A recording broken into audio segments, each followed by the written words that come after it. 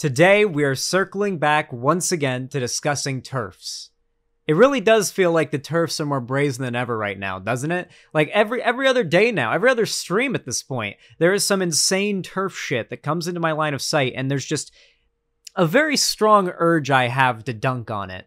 Just a very, very strong urge. I'll admit that a lot of it is low-hanging fruit, but the problem with this type of low-hanging fruit is that, well, the sheep like to eat it.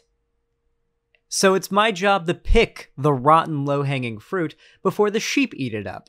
And that is basically what TERFs are to a population of people. A tree with rotten low-hanging fruit threatening to poison the herd of sheep that lives in the field it's in. Damn, that's deep. Listen, I'm built different, okay? Sometimes I just break out into some Tolkien-style philosophy, I just absolutely write that down. Now, in all seriousness, we're back to talking about TERFs. And the particular TERF we're talking about today is someone that many of you guys probably haven't heard about in a little while now, because the last time she was of any concern, of any relevance, was when, well, J.K. Rowling, the queen of all TERFs, was defending her. That's right, we're talking about Maya Forstater. So guys, for those of you guys that don't know, Maya Forstater was like a social media, she was a contract worker for a company. I think it had something to do with social media engagement for said company, and she ended up repeatedly engaging in harassment towards a trans peer of hers. Now, this wasn't just like, misgendering on accident or maybe dead naming on accident. It was just a misunderstanding or a mistake and, let live and go on. It was pretty severe and prolonged harassment, enough so that this company ended up deciding to not renew the contract of Maya Forstater when it would come around again for a potential renewal. Now, there was never any guarantee in the first place that her contract was going to be renewed, but she wasn't fired. She was just not employed for another year, right? It's like signing up for a 1-year lease and then the lease running out and being told you have to move out and being like, but I thought I had this place. What do you mean? It's like, no, you signed a paper for a 1-year. What are you talking about? Now, that's not how that works. You can't say you were fired because people decided they didn't want to hire you again. Regardless, though, she very promptly decided to take a strong victim complex position and immediately went to the internet and went to the media to talk about how she as a woman was being oppressed for speaking out against a fake woman in her workplace or whatever, and how she is now being punished for having different opinions, even though what she actually did was harass another person, and that was what got her, fired, not her beliefs. Or not fired, not rehired. Anyway, J.K. Rowling came out to defend her, gave her quite a bit of a platform to begin with. J.K. Rowling's support for her is basically what got her up to, what's her follower count? 65,000 followers. Not that many, but still, this lady would not have been an anybody if it weren't for this. And, well, let's just say she is going on a rampage, or was a few days ago, over just the most ridiculous thing I've ever seen. So, apparently, there is a bookstore, a chain of bookstores called Bookstart or Book Trust in the UK. Now, I do not live in degenerate Britbonger land, so I'm afraid that I cannot confirm whether or not, this is true. This could be fake news, though I doubt it is. And traditionally, I guess the logo looked like this for the stores. Apparently, these stores were just for you take your kid there and you get them to started reading or whatever, right? It's a library, right? It's a bookstore. Nothing, not a big deal. Anyway, apparently, a new mascot for this store and brand has been added. A mascot that is apparently non-binary. And frankly, well, this does pretty much encapsulate the vibe of non-binary. If there ever was a cartoon character that would encapsulate the vibe of non-binary, this is about it. Okay, to be fair, it's a bit of a visual mess. I'm gonna be honest. The color, the color palette here is hideous. Red and yellow contrasting with a sickly green and pink. along with like a deep blue, it really is not great, but it's kind of stands out to kids and gets their attention. It's supposed to be colorful and attention grabbing for kids. So that is the point, I would imagine. Regardless, though, this appears to be some sort of creature. I don't know what, a goblin maybe, an elf, a bear. I can't really tell what this thing is. It's literally just a kid's mascot design. There's nothing wrong with it. Apparently, it's canonically non-binary. I'm gonna be completely honest with you guys. It's an alien? Okay, cool. Alien. Wait, that makes even more sense. Yeah, the non-binary character would be an alien. Wait, that makes complete sense. Yeah, okay, there you go. Right? Now it even makes sense in the lore. There you go. Anyway, not really a big deal, right? Maybe it's a little bit of a pandering cash grab from a company that's trying to make money. That's granted. I don't know the background behind this company. For all I know, it's like a very, very well-loved and very reputable and well-respected company. I may be completely wrong. But, by the looks of it, it just seems like the worst-case scenario that could happen here is that, like, a kid sees that who is non-binary and feels like, they had some, that was a thing that existed and that they knew of when they were younger. And so maybe when they get older, they're like, oh, maybe I'm non-binary, if they feel that way, right? Isn't it for a library? Yeah. And libraries are for learning, right? So the reason why we're specifically talking about this is because Maya Forstater has decided to start a crusade against this new mascot, it appears. So let's go ahead and take a look. Some more thoughts about Bookstart, Bear, and Tala. Because no, I don't buy the sneering argument that this is not important. Stuff about young children and mothers is not beneath consideration. That's feminism. So here's just probably the most broad display of wealthy white woman privilege I've ever seen. Wealthy white women really do feel like they simultaneously tend to feel like they're the center of the universe, the top of the world, and the most oppressed minority at the same time. Emphasis on wealthy white women. Library programmers are one of the first outside things parents engage... Programs, I'm sorry. For some reason, British people call program, spell program as in, there's a program on the TV with, 2 M's and an E.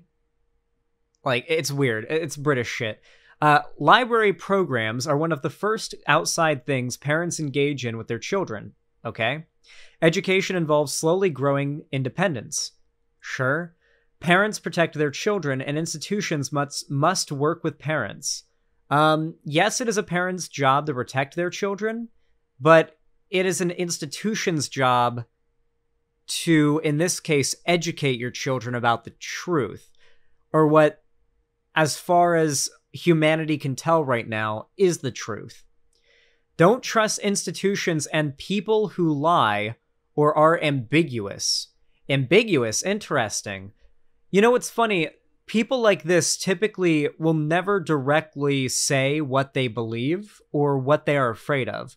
They will kind of vaguely hint at the worst possible scenario that a lot of people feel like with their, common sense and street smarts, I guess, that is likely to happen if trans people become accepted in society. They won't outright say it, but they'll gesture at it. So it's funny that she points out the dishonesty and the ambiguity in messaging as being kind of sus, when that's exactly what she and her side of this political nonsense do. Amazing trend right here, by the way. Amazing trend. Bookstart Bear is shown as an adult protecting and nurturing a child, okay? According to the brand, he is male, though I guess most children will read this picture as a mama bear. Sure. Most babies and toddlers are primarily cared for by their mothers. Okay, now we're getting into some weird, mothers are better parents than fathers. By the way, there is no scientific evidence whatsoever that mothers are better parents than fathers. As far as I'm aware, you guys can let me know if I am completely wrong about this. I've looked into it. There is no hard evidence so far that conclusively determines that mothers are superior parents biologically than fathers. The only evidence that suggests that mothers would be a better parent are the social aspects that we instill in many women from a very young age that teach them that their job is to, at a very, you go to college and you get your MRS degree, you get married, you become a housewife, and you start working, and you start working at home, you start having kids, and like that's what's expected of women from a very, very young age. Let's not pretend that's not more or less the path that's kind of like the default path set out in front of young girls in America and around much of the world from the very start. And it is, in fact, an aspect of the patriarchy. And it's an aspect of the patriarchy, much like many other aspects of the patriarchy, that TERFs support and will very virulently defend, because they are not feminists. Not by any stretch of the definition. They just hate men. They really, really hate men. Tala is an quote-unquote otherworldly creature. The publicity doesn't even say alien. But one thing that is clear is it is an infant. Big eyes, big head, and to emphasize, it has toddler clothing. Oh shit! Maya's getting into the fucking lolicon lore, okay? She's getting into the fucking anti-lolicon arguments. Damn, she's like dissecting the design of this character. You see, it's clear. I mean, she's not wrong. Like, this character very clearly is a child. Like, let's be real here. This character is a toddler. Yeah, I mean, okay. What's that have to do with anything? It's literally a mascot for kids. There's plenty of kids mascots that are also kids. So where does this fan art, so where does this infant, that's just a look at my dyslexia right there. Fan art. Enough of the fan and the T there was enough to make me see it as fan art. Amazing. God damn it, chat. God, no, ignore him. Stop. No. So where does this infant, who takes they, them pronouns, parents are told come from? Where are its parents? Did it hatch from an egg, or was it born from a mama?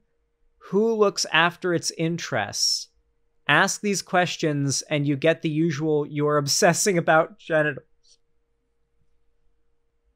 Now that's a straw man. I wouldn't say you're obsessing about genitals right now. I'd say you're obsessing about a children's mascot that doesn't matter. No, what are you thinking about? No, what you are thinking about is child protection. The idea that this alien species are not male or female, and that this is something we should all take in our stride, is the idea that the question of where this infant's mother is should not even be asked. This is unironically on the tier of when that Mr. Enter guy asked, you see, Turning Red took place shortly after 9/11. How could they not mention such a pivotal world event in the following such a, like, what are you talking about? Why are you projecting so much onto this? Yeah, isn't it crazy that this card doesn't say God save the Queen? How disrespectful. How do we even know that the little alien child is British? The mother who contacted me about Tala was upset. Her instincts felt it was wrong, that the library was involving the parents non-consensually in an agenda they hadn't explained and were being dishonest about. Going out for the first months with your baby is a vulnerable time. Good God. What's Vosh's reply? Hey, I don't mean to come off rude, but you sound absolutely insane, and this reads like a manifesto you would find written on human leather. Bear gender, woke alien, they, them, egg baby sexism, what? Please seek therapy. You know, that's a damn good reply. Oh, and then my favorite WoW content creators here who really need to follow me on Twitter. You guys, I need you guys, you have to make Taliesin and Evitel follow me back on Twitter. I need them to follow me back on Twitter. I need it to happen, okay? They are the most wholesome WoW content creators out there. I need it. I need it to happen, please. Anyway, with that said, very, very psychotic thread we just read. Very, very psychotic thread. Like Vush's reply? All right, I'll let you guys witness it. There, see? I liked Vush's reply. You guys can't say that I am a fake Vosh friend now. All right, so obviously, very psychotic, thread about how this little alien bear creature is somehow part of an agenda, not because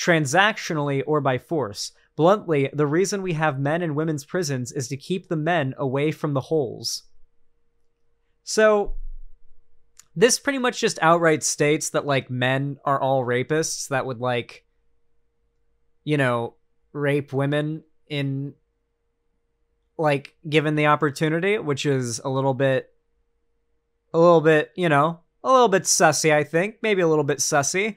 Also, a little bit, you know, strange when you consider the fact that every single gay I've heard from tells me that, like, the butthole is a perfectly fine substitute. Now, personally, I just don't see it. But according to all of you guys in chat, the butthole is a perfectly fine substitute for many, many people. The manhole, the bussy, if you will. So clearly Maya Forstetter has not heard of the bussy. This is a very clear, you know, lacking critical information, lacking critical bussy information. You don't say bussy. Well, I'm sorry. The fact that somebody actually said you don't say bussy makes it even funnier, okay? Like, bussy on its own isn't even funny anymore, but the fact that somebody was grossed out by it made it funny again. That's amazing. Though I will say, the third area that I want to look at it from is that she's kind of implying here that women only have value to men because of their holes or whatever, right? Like, this is very crude and very clearly sexually. It feels like this analysis is less so based on a psychological or sociological like view of how patriarchy and, like, rape and sexual assault tends to function in our society and how society tends to view it, and much more like some bizarre, repressed sexual weirdness that I'm reading here. I don't know. It reminds me of that one TERF tweet I covered a couple days ago where the TERF was going on a rant on Twitter about how young, like, 12-year-old boys deserve to be raped because they're all pieces of shit and misogynists. That was a pretty wild one. That one had way too many likes, too. That tweet had a scary amount of likes. Anyway, that's our daily dip into the TERF hole. That is what TERFs are up to right now. If you guys were, you know, a little bit confused or a little bit behind on where the TERFs had brought their current rhetoric to, because they are fully on the point of defending little boys getting raped, because anytime they try to claim they care about children, and they're trying to keep children from getting groomed, from the trans agenda or whatever, it's pedo jacketing. It is. They're just desperately trying to push an agenda without having to make any real arguments. Okay, if you enjoyed this segment, please consider leaving a like. It helps the channel out way more than you even realize, whether you're watching live after the fact in the form of, like, a VOD that's already gone up, or if you're watching a video when it goes up as its own segment. Liking it is really the bare minimum. It helps the channel out a lot. I say the bare minimum, not like, oh, it doesn't do a lot, or, oh, you just the bare minimum. No, it's like, it's completely free. And it takes half a second, and it actually substantially helps the channel. So if you guys want to support the channel, the best place to start for completely free is with liking it. You can also follow my social media, all linked down below in the description. And of course, you can go to my website, xanderhall.com/live. If you guys want to support me financially, directly. I am, of course, saving up money to move up to Seattle and start doing all sorts of cool content up there, including IRL collabs with many of your other favorite political streamers, including Demon Mama and especially Vosh. I definitely want to do some IRL stuff with Vosh. Especially since I'll be, you know, in the area for it and everything. I want to do the first episode of me and Demon Mama's podcast in person, which I think will be really cool. Just a lot of really exciting stuff that I have planned, including the Quail, when I go up to Seattle. So definitely drop the subs if you guys are, you know, feeling it. Yeah, really appreciate it. And finally, of course, you can support me through all of the other sources linked down below in the description, including Instagram, including YouTube, Twitch, Streamlabs, Stream Elements, and of course, Patreon. Thank you so much for watching. I really appreciate it, and have a good one.